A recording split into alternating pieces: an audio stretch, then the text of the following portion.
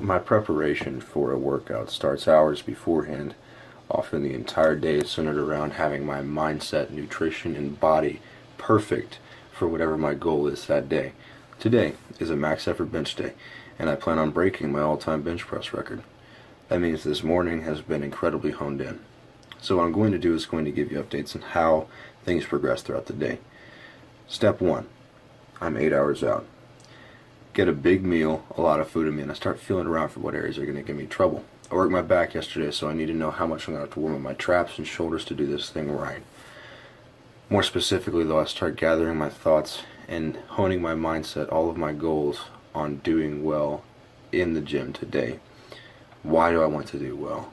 How do I think accomplishing this goal is going to improve my mindset? What kind of a person do I want to be anyway? All general thoughts are going to culminate in something much more specific later on in the day, but letting my brain know, letting my body know today's going to be a good day. We're going to do a lot of work, and it's going to mean significant progress. So, 8 hours out, I'm already tuning my mind for the gym. I'll let you know whenever we get sooner. 5 hours out, time to make sure I'm hydrated to start selecting what I'm going to read and watch leading up to the actual workout, and in that I'll decide how long of a warm-up I need and decide also what movements I'm going to do for that warm-up. I watch, before every workout I try to watch videos or read credible articles about the movement I'm going to be doing, and it's not always relearning. I'm not always scrapping what I just did and installing a new system of learning. With school, and if you didn't have repetition with your learning in school, you'd never get anywhere.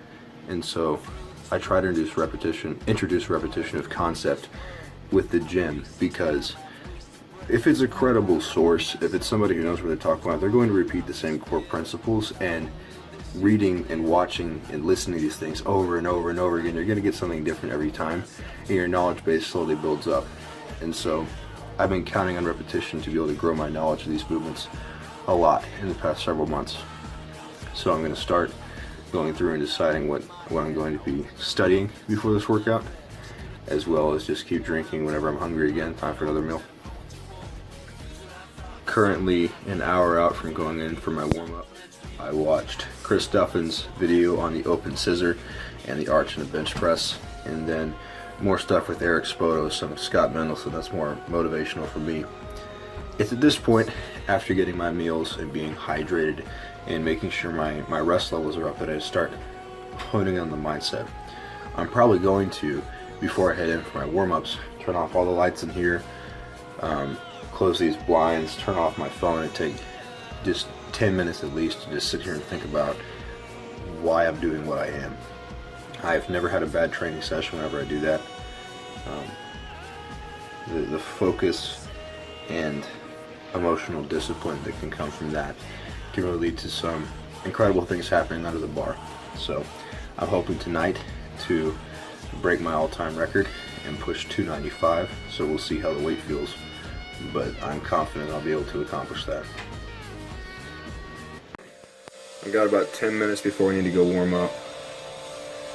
Have to turn off these lights and just sit on the floor and think about what I want to do. My entire day has been building up to hopefully one lift. Everything needs to be optimized. And we're wearing the right clothes, and we're wearing the right shoes, listening to the right music.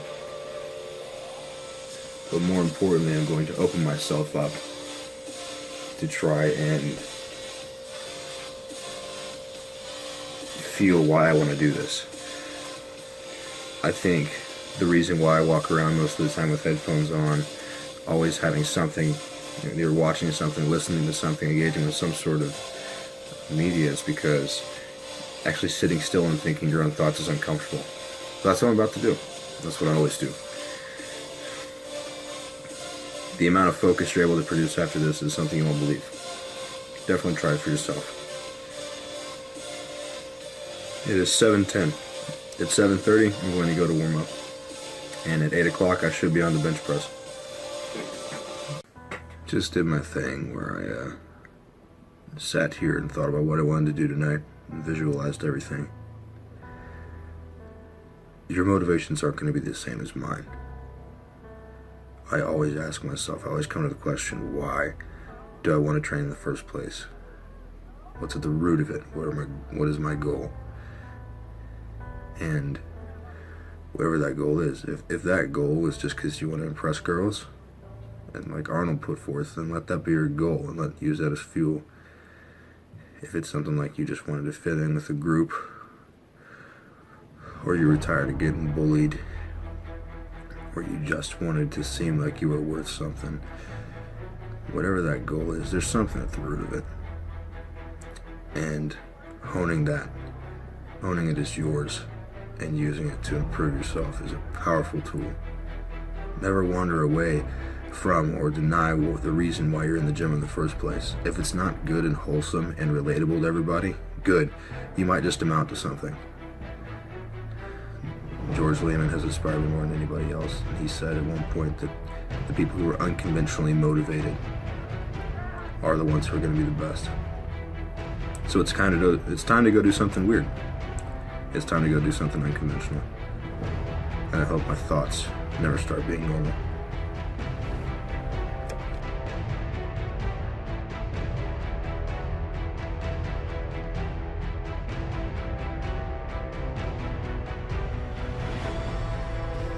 So it's very much about symmetry. Would you mind appeasing my vanity on this one? Absolutely. Just hold it wide, it's already recorded.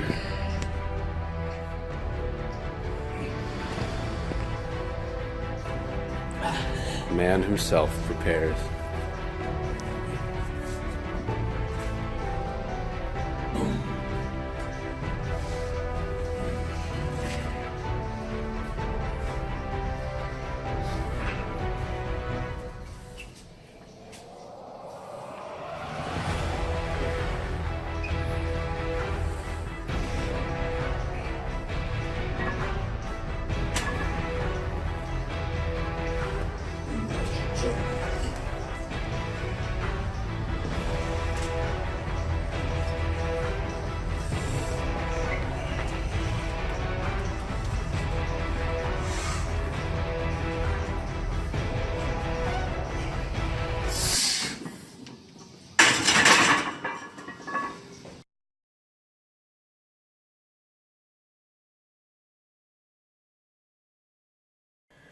The phrase getting back in the saddle is often used incorrectly.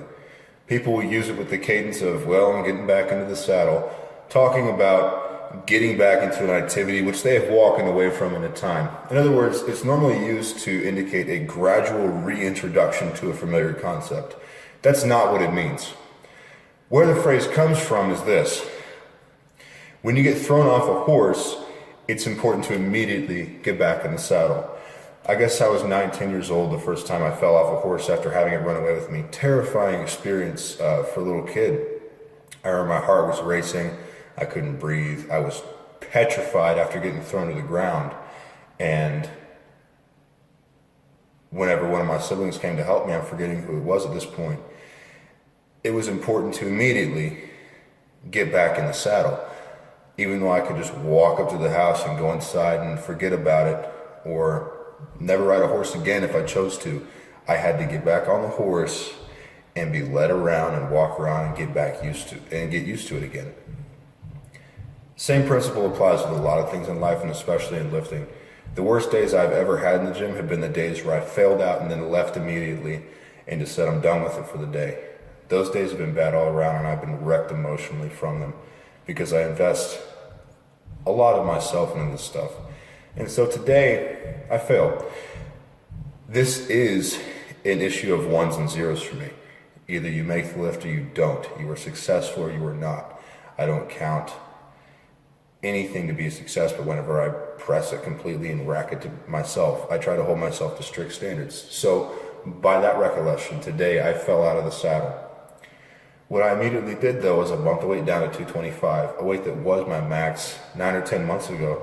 And I did 7 sets of 3, 7 triples, and my form improved. I know I got some good hypertrophy, and I ended up staying and doing bodybuilding work, which I'm showing here, trying to get a really good stretch with those flies. It's not the work I wanted to do. It's not galloping, if you will, not the goal I set out, but it's still progress. And I know I can come back in and with better technique, a better mindset, and more experience, try again next time.